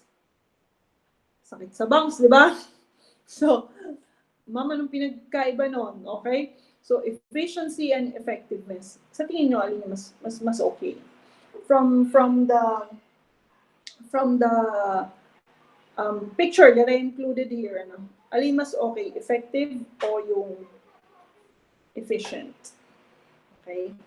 So, wala tayong ano ba pwede natin pagkumparahan.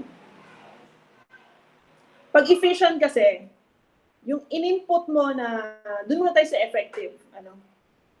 Yung effective, pag yung in-input mo na effort, is same yung balik sa'yo nung result. Okay? Yun yung natin, yun yung explanation doon. Efficient naman, it entails balancing the amount of resources used to achieve an objective against what is actually accomplished. Pero pwede kasi maging two birds in one stone, di ba? So, let's say for example, effective. Balik tayo dun sa baking, okay? May nag-order sa'yo ng cake na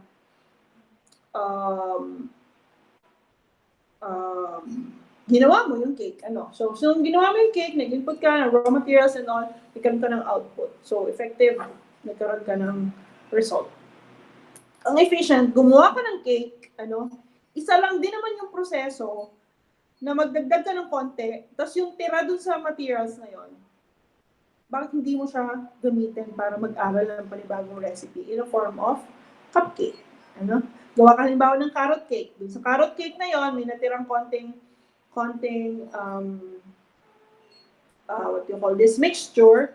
And then bakit hindi mo gawin i-pipe yung mixture into a small cake na lagyan mo naman halimbawa, dagdagan mo ng strawberry. So yun yung sinasabi natin efficient. Alin ka? Effective or efficient? Okay? So you think for yourself. And then if you think you need to change something, go on. Ang operations manager, ganyan dapat ang pag-iisip. Okay? Hindi yung pinagawa lang, ma'am, tama naman yung ginawa ko, wala namang mali sa ginawa mo. Bumili ka ng toyo, okay? Mag-aadobo ka, pinabili ka ng nanay mo ng toyo, okay? Kung ayaw mong mapagod, ba't hindi mo muna i-check kung meron din kayong suka, meron din kayong paminta, at lalo na, baka wala kayong baboy, Yung pinabibili ka na ng nanay mo ng toyo, pero wala pala kayong may toyo din ng nanay mo pag ganun. Joke lang. Okay? So, kailangan mo rin ang efficient, teka pala, labasin ako ng nanay ko. Bibili daw toyo. Tingnan ko nga muna, baka mamaya wala rin suka, wala rin paminta, para isang labas na kasi init-init sa labas. Gets mo? Okay? So, you must analyze yourself too. So, what are the different issues in operation strategy? Nandiyan yung research, nandiyan yung preconditions, nandiyan yung dynamics. You must always address the following. So, research, kung ano ba yung mga dapat. Inaalam mo kasi dapat. Inaalam mo kung anong nangyari dun sa business at kung anong na-achieve mo ba yung mga goals mo or yung mga mission ng vision ninyo, you must think of it. And then, re-strategize kung ano yung mga pwede mong gawin. Next is preconditions. Identify mo yung factors, no? Ano ba yung preconditions?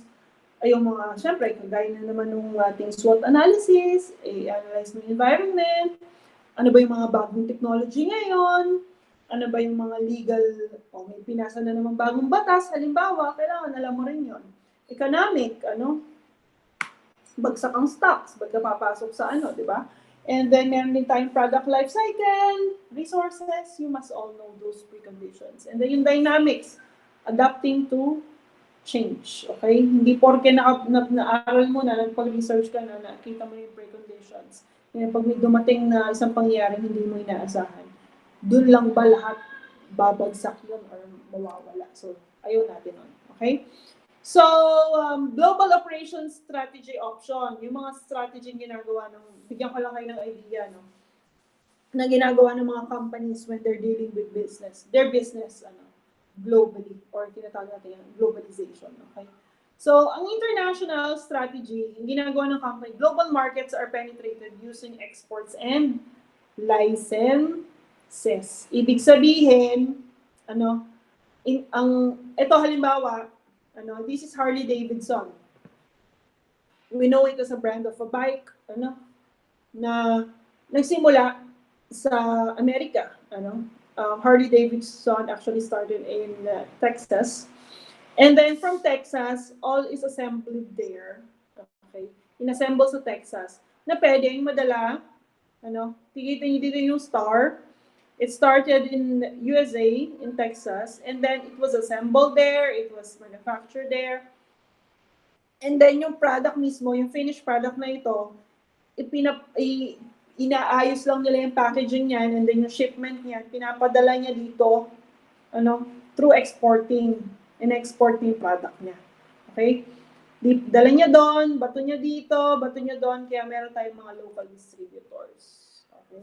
Or country distributors, or local distributors, na nabibili natin yung mga product na yun, kahit hindi naman sa atin, talaga originally nang gagaling. So, yun yung tinatawag na international strategy ni Harley Davidson. Mamaya kasi baka malito kayo doon sa tinatawag na global strategy at international strategy. Sa international strategy, kumukuha lang tayo ng mga licenses at saka yung mga nag-export tayo ng ating mga finished product all over the world. Okay? So, like for the case of Harley Davidson. Another global strategic option naman is yung tinatawag nating multi-domestic strategy. Ano yung sabihin ng multi-domestic strategy? Operating decisions are decentralized to each country to enhance local responsiveness. Ibig sabihin, they use existing domestic model, kung ano yung ginagawa nila domestically, yun din yung dinadala lang nila dun sa ibang bansa, kung ano yung practice nila dun sa domestic model, kung saan man siya nag-originate. So, nag-aalaw na sila ng franchise, nag-aalaw na sila ng joint venture, at saka yung subsidiaries na tinatawag. Ma'am, ano po ba yung franchise? Ano po ba yung joint venture? Ano ba yung subsidiaries? I-analyze natin. So, I'm gonna show you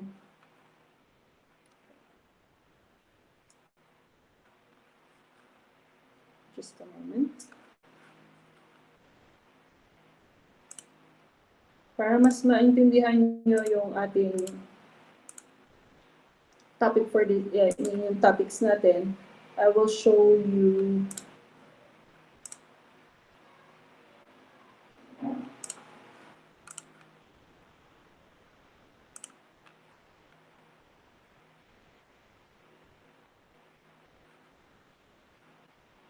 okay. So you can see on the screen. Okay, I will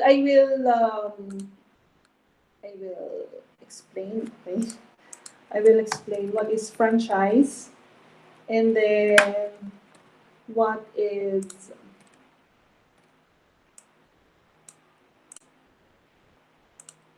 just a moment.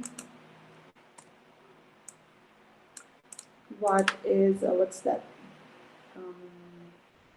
Joint venture.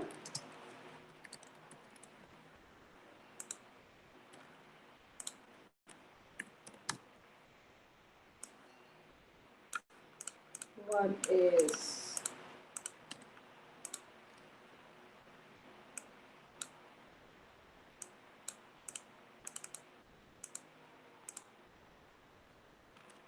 ayaw niyang mabago, so let's do this na lang. Okay, and then the last one is subsidiary. What is subsidiary?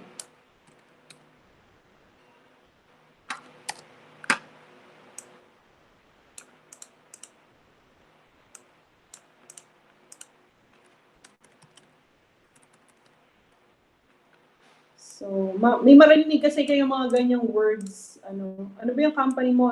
Joint venture. Ano ba ibig sabihin nun? Ano ba yung company subsidiary? Itong company to franchise to ng ganito. Franchise to ng ganyan. So, now we'll understand much more, or better. So, punta muna tayo kay subsidiary. Let's say, for example, meron tayong tinatawag na company name, okay? Halimbawa, Jollibee Foods Corporation, okay? Yung Jollibee Foods Corporation natin, yung Jollibee na yan, or yung tinatawag natin JFC, yan yung pinakang pangalan po niya, no? Jollibee Foods Corporation, JFC. Yan, kahit sa stocks, makikita nyo yung JFC talaga siya. Or Jolly Foods Corporation. Ang subsidiary, ibig sabihin, bumibili siya ng iba't ibang brand. Okay? Ano yung mga brands na yun? Meron tayong mga brands ng na owned ni Jollibee.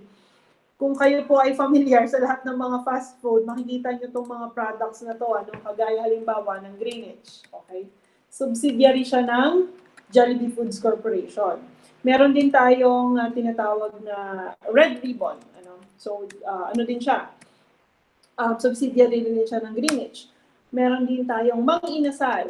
Okay? Yun yung mga tinatawag natin subsidiary. Ito yung may-ari. Okay? Ito yung may-ari. Pero, tawag dito? Meron siya mga binibiling products na binibili siya mga companies na sa tingin niya is profitable, or makakatulong dun sa companies nila para mas maging renowned. Si Jollibee kasi more on chicken and rice, di ba? Yung kanyang product. Talagang yung Chicken Joy, yun yung niya, yung orientation niya. And then si Greenwich is a product known for its pasta. Kasi may mga Pinoy din namang mahihilig sa pasta, di ba? So yung pasta and pizza, siguro yung sinasabi natin, European twist, ng Jollibee. And then also, Jollibee owns Red Ribbon kasi gusto niya magkaroon siya ng bake shop, okay? Or yung mga baked goods, meron din siyang product. Ganun siya kay diverse, di ba? Kung iisipin niyo. And then, another thing is that, yes, chicken pa rin yung product ni Mang Inasal, pero iba naman ang way of cooking method niya. So, pinurchase niya naman si Mang Inasal. For that case, ito pong mga companies na ito under ni Jollibee, okay? Yung mga Greenwich na yan, Red Ribbon, at saka ng Mang Inasal. Yan po lahat ay pag-aari ni Jollibee. So, yun yung tinatawag natin, subsidiary. You get me? Okay? So, okay na tayo kay subsidiary. Ngayon, punta naman tayo kay joint venture. Ano yung joint venture? Ibig sabihin, two companies, halimbawa, si Company A at saka si Company B, sila yung dalawang magko-combine. Sa pagko-combine nila, syempre, yung assets nito at yung assets nito, magko-combine din. Okay? Pagdating sa asset combination, meron din tayong responsibilities. Pagdating ng responsibilities, hati din tayo. Diba? Hindi naman pwedeng ako lang yung pagod. Pero sa puhunan, halimbawa, kapital, parehas tayo, di ba? Meron din namang company for company yun, company at company, joint venture siya. Okay? Pero kapag person to person, yun yung tinatawag natin business partnership. Okay? So next is, tawag dito, kapag magkasama kayo or joint venture kayo, syempre, hindi mawawala yung risk. Okay? Magkasama din kayo sa risk. Kung ano yung maging problema, sama kayo doon. Okay? And din yung ating mga shared strategies, di ba? Yun yung mga natin, yun yung mga challenges, okay? Yung shared strategies, challenges na kailangan na rin i-work out or pagtulungan. Another, one good example of joint venture. Ano bang good example na meron tayo sa Pilipinas? Na joint venture, halimbawa, itong company ni,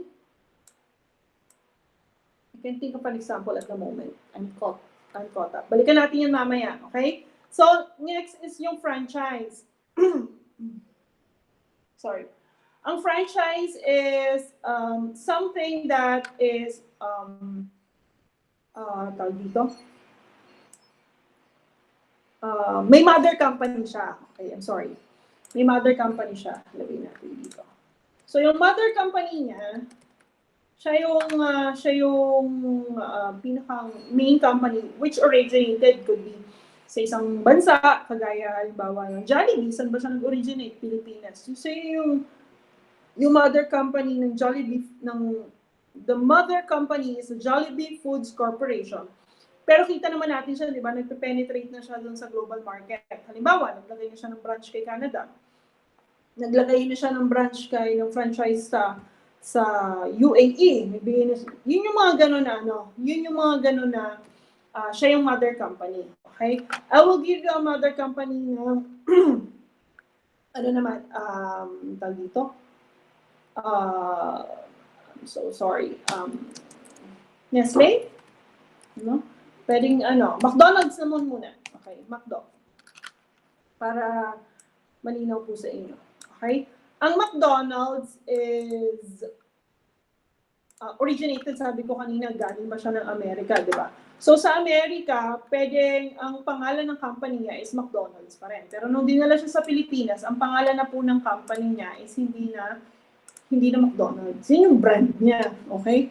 Yun yung brand niya. Pero ang pangalan ng company niya sa Pilipinas ay Green Arches. Okay? Green Arches na po yung pangalan niya. Green Arches Corporation, something like that. Okay? Yun yung natin. Yun yung pag tinatawag nating franchise. Okay? Meron tayong mother company. Or, halimbawa, sa Japan, let's say for example lang naman, sa Japan, meron siyang company. So, iba rin yung mga pangalan ng mga nila doon. Nagpa-franchise kasi sila. Pero ang mother company nila, nanggaling sa dito. Okay? Which originated in America. Okay? I hope you understand that part of the discussion. Okay? So, yun yung franchise, nandun yung joint venture. Okay? Ayala and San Miguel, for example. Yun yung pwede nating ilagay dito na example. Ng joint venture sila. Okay, gawin natin tong project na to. Halimbawa, expressway. Joint venture sila. Kung anong kinita ng expressway, happy din tayo. Yun po yung sinasabi natin, joint venture. Okay? Ang franchise naman is that from the local, what you call this? Balik tayo dun sa sinasabi natin. Dali lang pakita ko ulit sa inyo yun. Yun yung tinatawag nating multi-domestic strategy. Operating decisions are decentralized to each country to enhance local responsiveness. Kaya ko nilagyan ng link dito, bakit? Kasi pwede mong makita yung differentiation na international brand ka, pero yung produkto mo is directly nakaano dun sa local responsiveness. Ano bang, hindi, yung Jollibee, yung McDonald's is purely burger lang kami. Hindi kami nag-offer ng kahit ano. Paano kung umay ng mga Pilipino sa burger? Paano kung umay na ang mga Hapon sa McDo burger nyo? Ano mo pwede nyo mai-offer sa amin? So, dyan pumapasok yung local responsiveness. Makikita nyo po dito sa screen ni ma'am. Okay? Sarap, diba? Yung tinatawag na Mac Toast chocolate. Parang sarap, okay? Parang ikaw. Joke. Ay, nako. Gutom na si ma'am. So, nakakita na lang mga bagay-bagay. Okay, so yung Mac Toast chocolate, do you understand kung saan nanggaling yung product na yan? Ma'am, meron ba yan dito? May McDo ba na nag-offer yan dito sa Pilipinas? Sa tingin nyo po. Okay? So, ang sagot ko doon is wala. Kahit saan kayo pumunta dito na branch ng McDonald's, wala kayong makikitang Mac Toast chocolate. Because it is very unique to Germany. Sa Germany lang sila nag-offer ng ganan. So meron naman tayong, I don't know if you're fond of yung curry powder, So, syempre, alam naman natin kapag curry powders, it is tinatangkilik sa mga bansang India. So, malamang So yeah, that is a product of McDonald's that are located in India. So, yun ang bilig sabihin natin ng multi-domestic. Okay? Multinational, or pero you still respond to the locals. Next is, what do you call this? Spinach and Parmesan nuggets. Sa atin dito sa Pilipinas, familiar tayo, chicken nuggets. sa kanila spinach and parmesan. So, I don't know. It could be Italian, no? Yes, Italian. Tama si ma'am. Italian kasi, syempre, di ba, they like cheese so much. Okay. So, very vegan, ano? Siguro yun yung response nila dun sa obesity. Okay. Next is McLobster. Sometimes kasi, okay, don't get me wrong, kasi baka mamaya may tanungin kayo dun sa ibang bansa na parang, meron ba talagang McLobster sa Canada? Wala naman nag-exist na ganyan. Kasi even yung products natin, nagre-respond din siya dun sa availability ng tawag dito, ng raw materials, okay, ng resources. Ano? Pag hindi naman tag-lobster, hindi talaga makakapag-offer na gano'n. Kahit sa Pilipinas naman gano'n, okay? Meron tayong mga products dito na seasonal lang. Kagaya ng mga sakura, ano nila yan, ang tawag doon? What it is called again? The sakura thing? The float? Ano? So, kung nauuso yung mga K-pop na yan, o bakit hindi ka maglabas ng sakura, ano yan? Yung, I'm hungry now. I'm lost for words. Ba't hindi ka maglabas ng ano, di ba? Very timely yun. Yung usapan natin kanina, ay ita-timing mo yung strategy mo, di ba? So, ba't hindi ka maglabas ng isang product na naayon sa nauuso? O kaya ngayon, may mga K-pop na ganyan, meron na tayong mga milk tea na inilalabas sa McDonald's, which we don't have before, di ba? Yun yung ano natin. At saka baka sa Pilipinas lang nagkakaroon ng mga milk tea, sa ibang bansa hindi. Ganon din ang McLobster that was offered in Canada. Meron din namang Mac Shrimp, okay? Yung Mac Shrimp natin naman, makikita niyo yan sa Russia, okay? Sa Russia, mahilig siguro sila sa shrimp doon, or madaming shrimp doon, kaya they could make Mac Shrimp. Okay, this is the nasi lemak. Oh, imagine, may pagganyan ng McDonald's sa Malaysia, okay? Sa Malaysia, meron tayong nasi lemak na meal, okay? Another product that we have sa McDonald's is yung Mac Croquette, okay? Mac Croquette, which is from Netherlands, okay? That's the Mac Croquette. And then we also have the cordon bleu burger. Okay, yung cordon bleu burger naman came from Poland. Alright? So, of course, we have the bacon roll from the United Kingdom. We have the Georgie. Hello, Georgie. Okay, the Georgie pie from New Zealand. Okay? So, yes, we have several products. We have the McNoodles. Can you imagine kung saan merong McNoodles? Ako, at first, my guess was Asian. Could be Vietnam, could be Pero it is actually in Austria. Yun ang hindi ko, siguro mahilig ang mga tao sa Austria sa noodles. Okay? And then another one is yung pancake helado. Okay? Pancake helado actually originated from, parang sarap, originated from Uruguay. Okay? Silang ganun. And of course, in the Philippines, we have chicken McDo and spaghetti. Yan kasi yung natin yan, di ba? Kapag may chicken, pag may fried chicken at saka may spaghetti, may handaan. Yun yung konsepto natin ng okasyon, di ba? So maybe McDonald's have thought of putting chicken and spaghetti in their meal because Filipinos really love that combination. Okay, so yeah, there. And then you have the black and white burger that was from China. You have that burger. Di ba nauso din ito dito sa atin, yung mga purple burger, green burger. Yeah, that can be a differentiation for you, di ba? May added effort ka nga lang. Pero unique naman, di ba? You provide it. Meron tayong melon float. Yan. Melon float in Japan. Tinitaka ko ba't hindi yan? Yan. Melon float. And then meron tayong salmon beef burger from South Korea. Kinumbay nila yung salmon and beef. And then they have bubblegum squash McFlurry. Bubblegum squash McFlurry. Okay. So that was from Australia. And then, yeah, the matcha cake, Hong Kong has matcha cake, of course. They really love matcha. Me, I'm not a fan of matcha. And then they have the kaprao fish rice. Yeah, they have that in Thailand, okay? And the Map Turco, okay? So the Map Turco is from Turkey. So yeah, that explains yung tinatawag nating multi-domestic strategy na pwede mong gawin sa business mo. If you really want to penetrate the market globally, kailangan kilala mo yung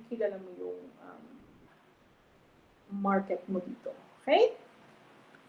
Next is global strategy. So sabi ko kanina, huwag kayong malito dun sa international at saka dun sa global strategy. Yung international strategy are exporting pero hindi hindi nila inaano yung product nila. Dun lang talaga ginagawa sa mother country. Okay? Nagkako lang sila ng mga licenses tsaka yung mag-export sila. Kagaya halimbawa ng mga sports car, wala tayong ginagawa yun sa Pilipinas. Pero dinadala na lang sila dito buo na yung product. So, ang global strategy naman, pag sinabi mong global, kung saan-saan na nandun yung plant mo. Pero, isa lang yung kailangan mong gawing produkto. Okay? So,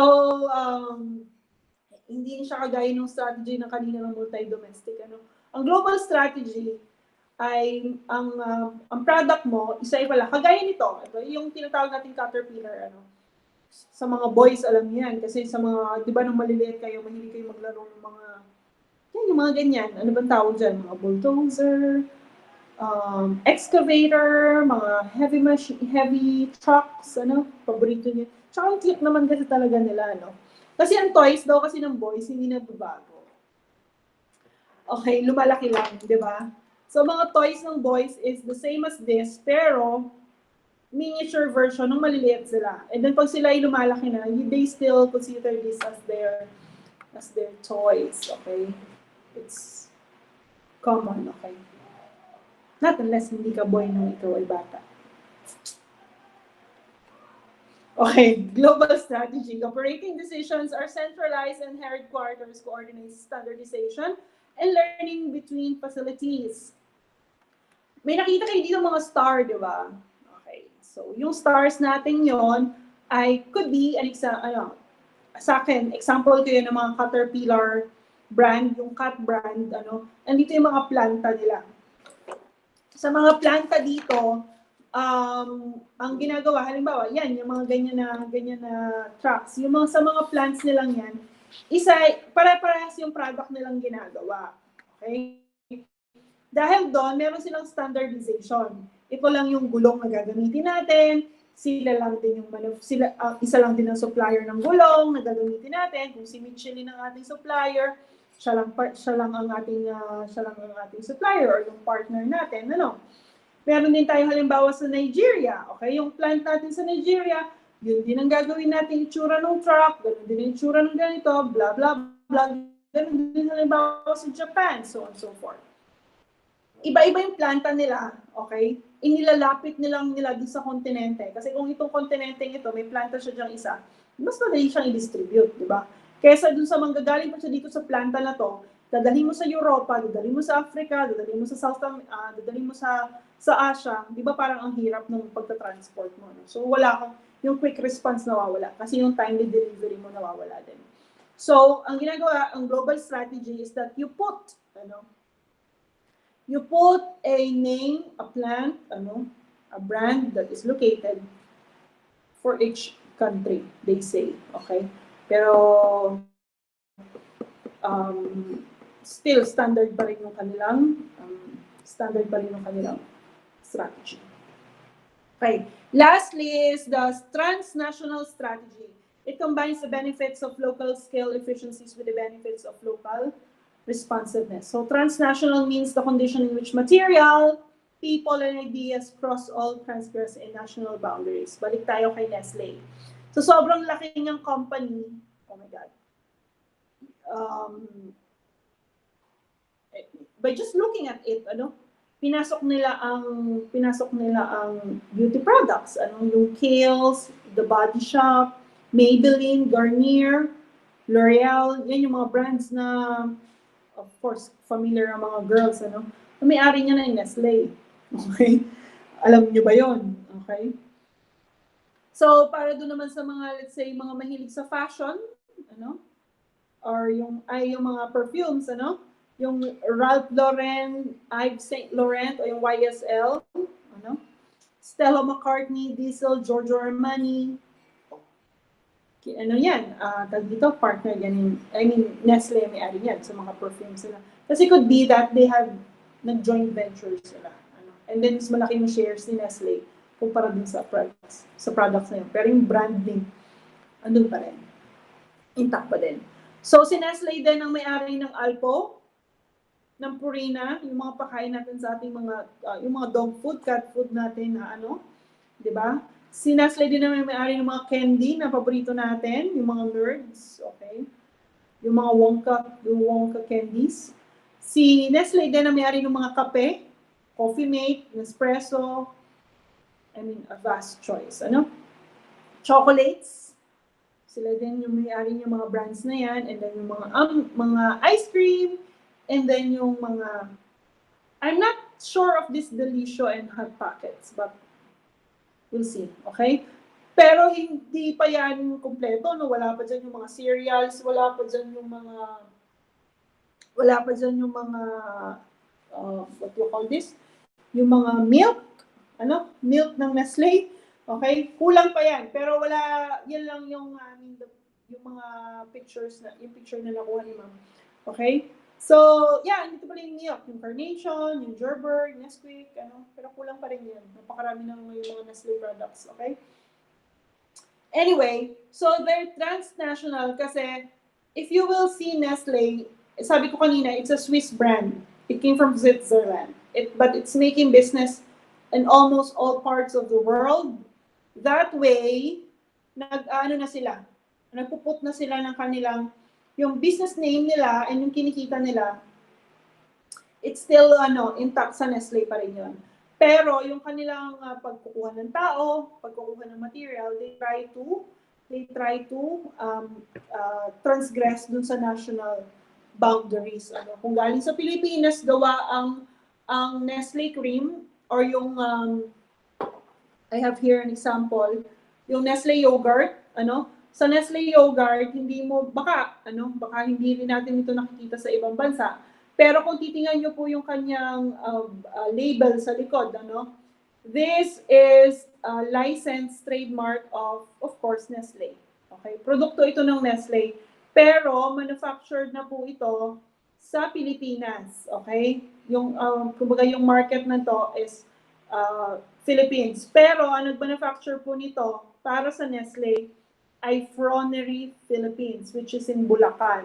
Okay? So, doon yung sinasabi natin, yung materials and people na nag-create ng isang product, na isang brand, which is an international brand, a brand that came from Switzerland, dito na nila ginagawa yung business nila at natutulungan nila or yung materials nila na ginagamit.